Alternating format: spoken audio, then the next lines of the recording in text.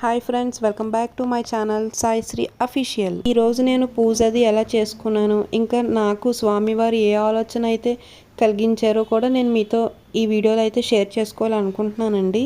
ముందుగా ఈరోజు నరసింహస్వామి జయంతి అండి. అండ్ నెక్స్ట్ ఇంకొకటి పైగా గురువారం ఒకటి వచ్చింది. అందుకని చెప్పి నేను నరసింహస్వామిని అయితే కొంచెం పసుపు తీసుకొని, పసుపులో చిన్న ఒక ముద్దాత్ కర్పూరం వేసుకొని, తర్వాత అందులో కొంచెం గంధం అది వేసుకొని స్వామివారికి నమస్కరించుకొని అయితే నేను అది చేసుకున్నానండి. చేసుకొని తర్వాత స్వామివారు అయితే చందనంతో కప్పు ఉంటారు కాబట్టి నేను మొత్తం చందనం అంతా రాసి ఆయనకి గోవిందనామాలు అది పెట్టానండి. ఎందుకు నేనైతే ఇలా చేశానంటే, సింహాచలంలో కూడా స్వామివారు అయితే ఇలానే ఉంటారు కదండి, మనకి చందనంతో కప్పే ఉంటారు కాబట్టి నేనైతే అది మైండ్లో పెట్టుకొని నేనైతే చేసుకున్నానండి. ఫస్ట్ మనం ఏ పూజ చేసినా మనకి ఫస్ట్ కొలిసేదైతే వినాయకుల వారే కాబట్టి నేను చిన్నగా వినాయకుని చేసుకొని, అండ్ నెక్స్ట్ ఇంకొకటి స్వామివారిని అయితే నేనైతే ఇలాగా తెల్ల పువ్వులతో అయితే నేను దండం పెట్టుకొని తెల్ల పువ్వులతో పూజ అది చేసుకున్నానండి. ఎందుకంటే మాకు ఇక్కడ తెల్ల పువ్వులు తప్ప ఇంకే పువ్వులు దొరకవండి. అందుకని చెప్పి నేను అప్పటికప్పుడు అనుకున్నాను కాబట్టి బయట చెట్టుతో ఉంటే పువ్వులు అది కోయిపించానండి.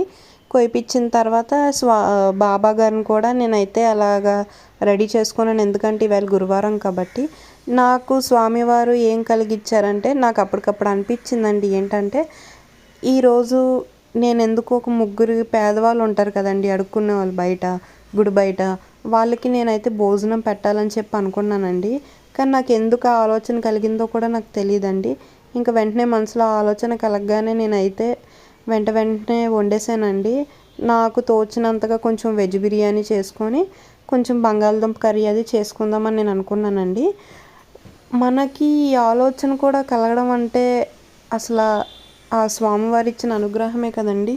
కానీ నాకు ఇప్పుడు వరకు నాకు ఈ ఆలోచన ఎప్పుడు కలగలేదండి. నా పెళ్ళయ్యాక ఇదే మొదటిసారి అండి నా అంతటా నాకు ఈ ఆలోచన కలిగి నా అంతటా నేను చేసిన పని అయితే ఫస్ట్ థింగ్ అయితే ఇదేనండి. కానీ నేనైతే చాలా అంటే చాలా హ్యాపీగా ఉన్నానండి. సో నాకు తోచినంతగా నాకు వచ్చినట్టుగా నేను వెజ్ బిర్యానీ అది చేసుకొని, మళ్ళీ కొంచెం బంగాళదుంప కూర కూడా నాకు నచ్చినట్టుగా నాకు వచ్చినట్టుగా చేసుకొని అయితే నేనైతే రెడీ చేసుకున్నానండి. అప్పటికప్పుడు అంటే అనిపిస్తుంది కదండి, అప్పటికప్పుడు అనిపించి చేయడమే ఆ దేవుడి సంకల్పం అంటారు కదండి. సో నేను అలా చేసుకున్నానండి. నా దగ్గర కవర్స్ కూడా లేవండి ప్యాక్ చేయడానికి. బయట అంతా తిరిగినా కూడా ఫుల్ ఇచ్చేస్తాను. నాకు ఫుల్ అయితే నాకు అవసరం లేదు, నాకు 6 కావాలి. సో నేను అలాగే 6 తీసుకొని 3 కర్రీ 3 బిర్యానీ అది వేసుకోనండి. మళ్ళీ ఇంకా నాకు తోచినంతగా కవర్లోనే ఒక వాటర్ బాటిల్, ఒక పెరుగు ప్యాకెట్, ఒక యాపిల్ అన్నది నేను పెట్టానండి వాళ్ళకి. పెట్టేసి ఈలోపు మా హస్బెండ్ అది రాగానే నేను అది ప్యాకింగ్ అది తను చేసేసాడు. చేసేసిన తర్వాత మేము బయలుదేరి వెళ్ళిపోయామండి. ఎంత తిరిగినా ఎక్కడ దొరకలేదండి. ఆఖరికి శివాలయం దగ్గర అయితే నాకు దొరికారండి. శివాలయం దగ్గర దొరికితే ముగ్గురికి ఇచ్చామండి. వాళ్ళైతే చాలా అంటే చాలా హ్యాపీగా తీసుకున్నారు. థ్యాంక్స్ అమ్మ అని చెప్పి వాళ్ళు అన్నారు. వాళ్ళు భోజనం కూడా అప్పటికి ఇంకా చేయలేదంటండి. అంటే ఆ దేవుడు నాకు ఎందుకు కల్పించాడంటే, ఇలాగా వాళ్ళ ఆకలితో ఉన్నారు కాబట్టి మీకోసం ఇలా ఫుడ్ వస్తుంది, మీరు ఇక్కడ ఉండండి అని చెప్పి కల్పించారండి. ఇలాంటి వీడియోస్ ఇంకా రావాలంటే ఫాలో చేయండి.